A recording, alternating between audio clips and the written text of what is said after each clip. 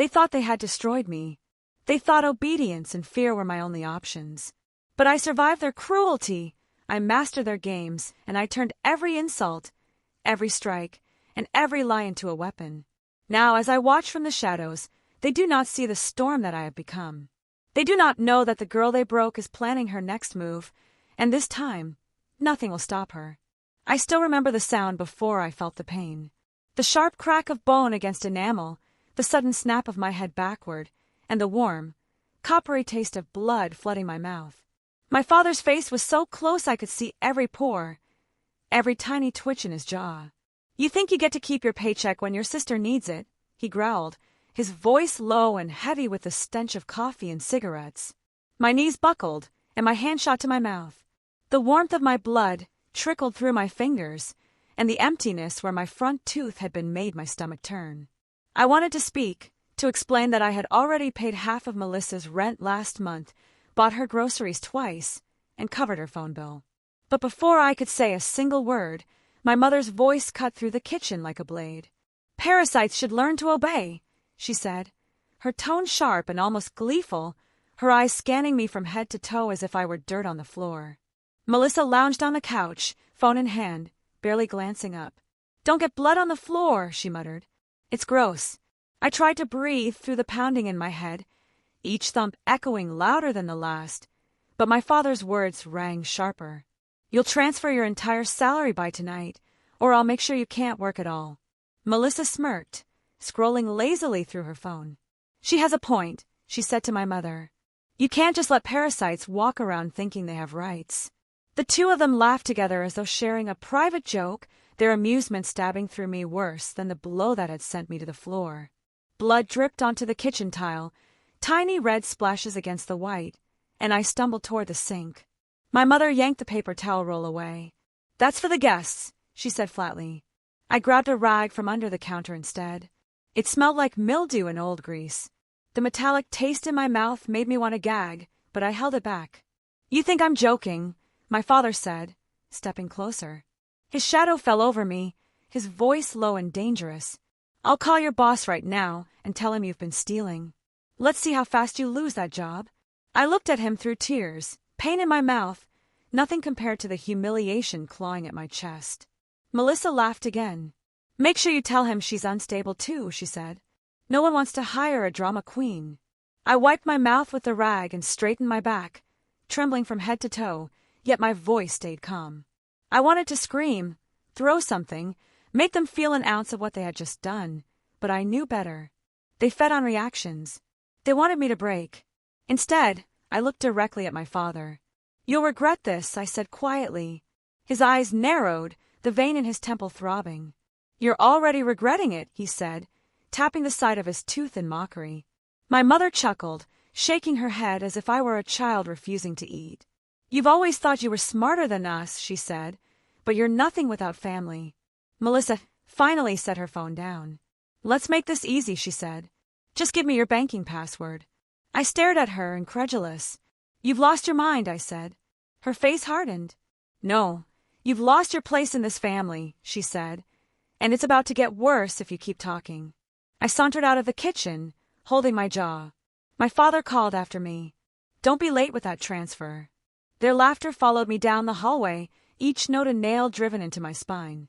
I locked myself in my bedroom, sinking to the floor. The mirror on my dresser reflected me. Swollen lip, missing tooth, eyes blazing with rage. It wasn't just pain. It was clarity, a quiet, burning determination that had never existed before. 4 years, they had taken from me my money, my dignity, and my time, calling it family duty. I had given, hoped, and begged for recognition. But tonight, with my tooth shattered on the kitchen tile, I realized they would never stop. Not unless I made them. And I wouldn't make them pay with fists or shouting. I would make them choke on something far bigger, something they could not dismiss or deny. I picked up my phone and opened a blank note. Step by step, I typed a plan I had never dared imagine. My hands shook, but this time it was not fear, it was focus. I did not sleep that night, the throbbing in my jaw keeping rhythm with every idea racing through my mind. I lay awake, remembering every insult, every laugh at my expense, Every time they had called me a parasite, a burden, a mistake. By morning, the pain in my mouth was background noise compared to the sharp electric clarity in my mind. When I walked into the kitchen the next morning, my father was already seated at the table, coffee in hand. Melissa was scrolling on her phone, draped in her robe, and my mother was frying eggs as though nothing had happened. "Well," my father said without looking at me, "transfer go through yet?" I did not answer. I set my bag on the counter, pulled out my keys, and headed for the door. "You are not walking out without paying up," my father barked. I turned just enough to meet his eyes. "You will get what's coming," I said. He laughed as if I had just told a joke. My mother smirked, nodding slightly. She whispered, "She thinks she can threaten like family." I drove straight to work, but not to clock in. I had been there long enough to know how things ran, where files were kept, who owed favors, and who could be trusted.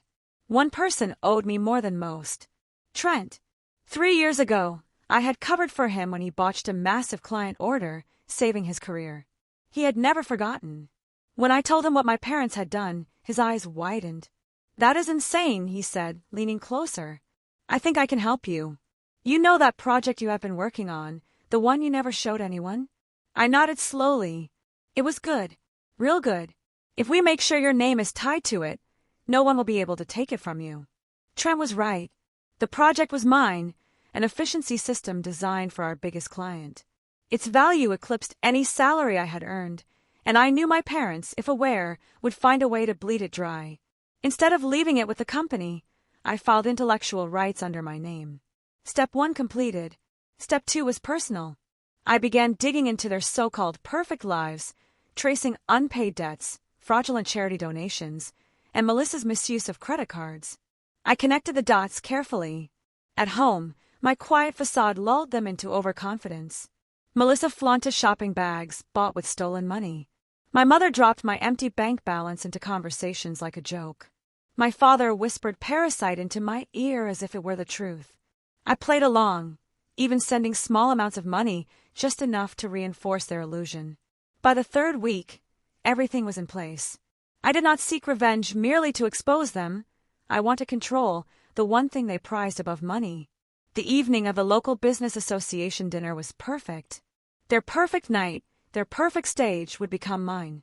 I had everything they had hidden, every lie, every manipulated account, every stolen moment, all ready to be revealed. Melissa had her exclusive fashion event, which I quietly ensured was overbooked, her dream denied. My parents' evening would be interrupted not by my presence, but by the proof of their cruelty in the hands of those who mattered most to them. The morning of the dinner, I looked at myself in the mirror, my missing tooth a reminder of what I had endured. But my eyes were no longer hers, the scared girl who obeyed. They were mine now, burning with focus and quiet fury. They were about to learn what happens when a parasite bites back. That night, their house smelled of catering and desperation. My mother in pearls, my father in a suit too tight in places, Melissa floating around like royalty. They did not notice me, or perhaps they chose not to. "You are not invited," my mother said. I smiled. I would not miss this for the world. They thought I had come to beg or play nice. That would be their first mistake. As the room filled with guests, I stayed near the edge observing. Every handshake, every smile, every compliment a performance. And then I saw him. Mr. Keller, the association president, was holding the thick envelope I had sent 2 days earlier. Inside, all of it, the unpaid bills, the misappropriated funds, the recordings, the proof. He waited, watching, until every key guest was present, then approached my father. "Your name does not belong on our board," Keller said, firm and unwavering. "Not after this." I moved quietly, slipping out through the side door to the cafe across the street where Trent waited. From our vantage, we saw the fallout. Guests left in clusters, some without even saying goodbye. Melissa came first, phone clutched to her chest, her face blotchy and wet. She had been told her fashion event was full, no exceptions. Timing had a bitter irony. Then my parents emerged, their expressions shifting from disbelief to desperation. They were alone, no pearls, no ties, no power. They had lost the center stage, and for the first time, they were nothing. I stepped onto the sidewalk, letting my heels click against the pavement. When they saw me, my mother opened her mouth, but nothing came out. My father's voice cracked. You. I held up my phone. A single picture filled the screen, my broken tooth, taken the night he struck me, and beneath it, a single sentence. This is where it started. I did not shout, I did not plead. I looked at them the way they had always looked at me, as if I were invisible. Then I walked past, brushing Melissa's shoulder just enough to make her flinch. Behind me, I could hear my mother hissing at my father, desperate and tight. It did not matter. Their perfect little world had fractured, and the pieces would never fit again. The night air hit me, like a wave, as I stepped off the sidewalk and into the quiet hum of a city street. The click of my heels echoed faintly as Trent fell and stepped beside me, his expression unreadable, but his eyes sharp with approval. I glanced at the ruined image of my family through the cafe window, the tension in my chest a mixture of satisfaction and anticipation. It was far from over. This was only the beginning of what I intended to do.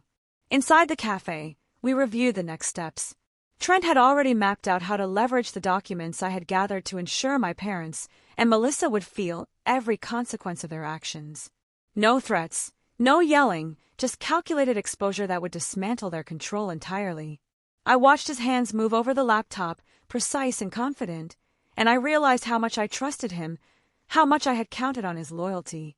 Somewhere in the back of my mind, an unfamiliar warmth tugged at me, the thought of someone standing so firmly beside me, someone who believed in my strength and vision. Meanwhile, my parents had returned home, their facade completely shattered. My father's attempts at control were met with blank stares from neighbors and friends who had already learned pieces of the truth.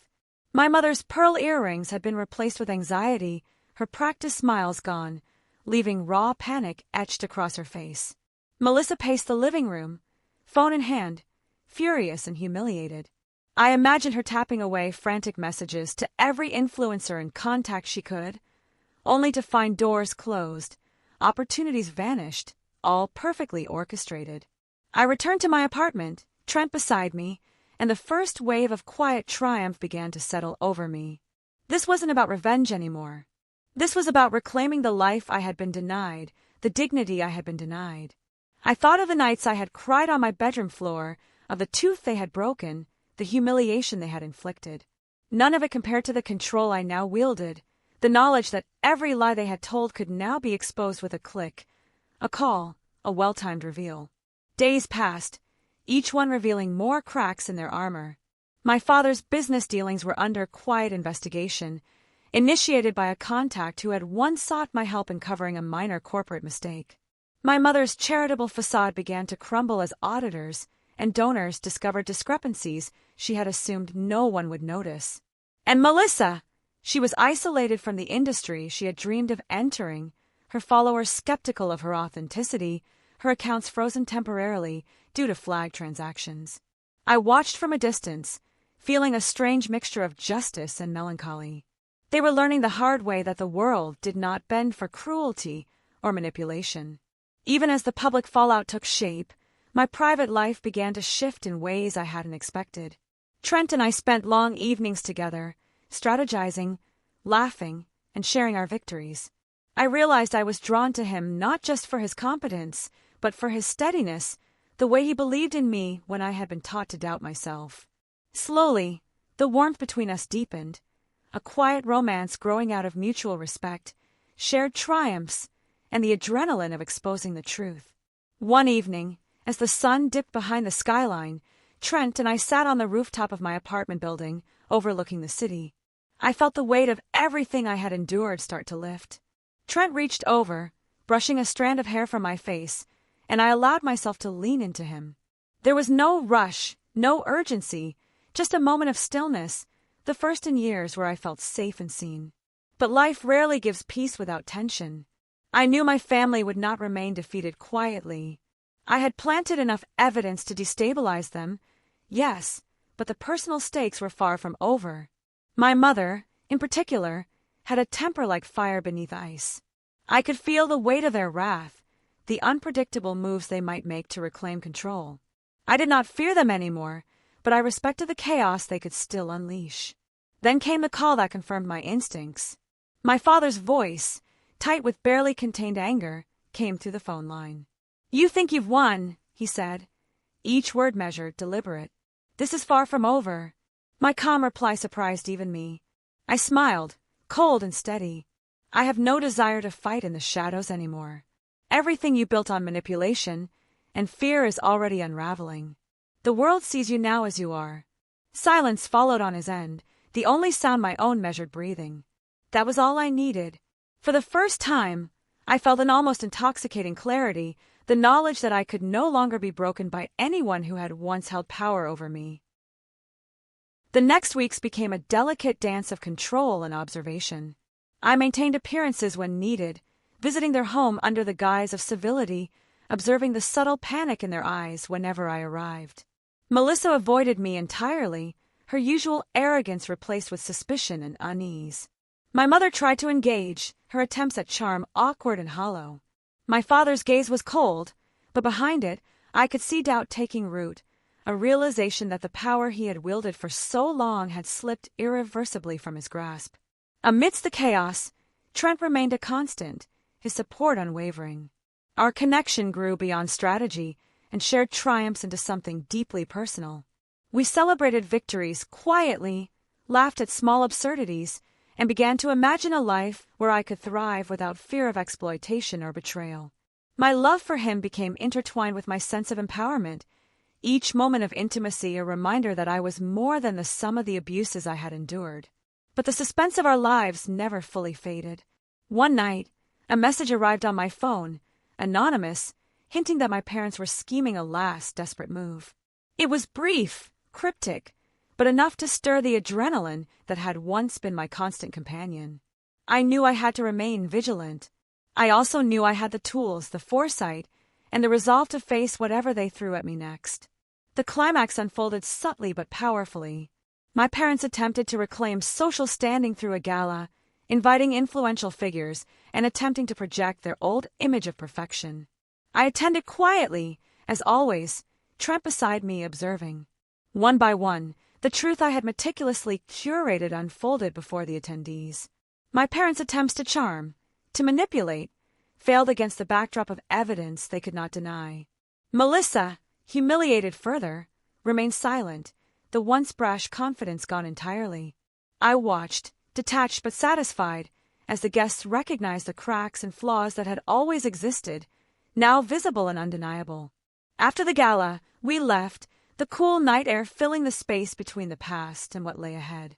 I looked at Trent, realizing fully that we had survived not just the cruelty of others, but the limitations I had once believed about myself. My parents were left to reckon with the consequences of their actions, powerless to undo the work I had done, powerless to reclaim control. The story did not end with loud confrontation or dramatic revelations shouted across rooms. It ended quietly, in the knowledge that the tables had turned, that justice had been delivered in ways subtle and irrevocable. I had taken back my life, piece by piece, with strategy, courage, and an unexpected love that gave me strength I had never known. And yet, the suspense lingered. The knowledge that my parents would always harbor resentment, the uncertainty of their next move, the potential for unpredictable chaos, these remained shadows on the edge of my life. But I welcomed it. For the first time, I had the power to navigate those shadows, to face them without fear. I had been broken, humiliated, and underestimated, but I emerged stronger, wiser, and more capable than I had ever imagined. Trent and I walked down the quiet street, hand in hand, the city lights reflecting in our eyes. The past was behind me, the future uncertain, but the control I had gained, the justice I had exacted, and the love that had grown alongside it, gave me something unshakable. I no longer feared the chaos my family could create, because I had discovered the strength to survive, to fight, and to thrive. And in that strength, I found not just victory, but freedom. Even as the story of my family unfolded in whispers and speculation, I knew the truth in my heart. I had been a parasite once, by their definition, but I had bitten back, and in doing so, I had transformed myself. The suspense remained, yes, but it was mine to control. And that knowledge, more than anything, was the final triumph. Weeks passed, and life had settled into a fragile rhythm. My parents had vanished from social circles, Their influence crumbled, their arrogance replaced with quiet resentment they could no longer express publicly. Melissa avoided all contact. Her ambition stalled, her confidence fractured. I moved forward, each day reclaiming a life that had been denied to me for years.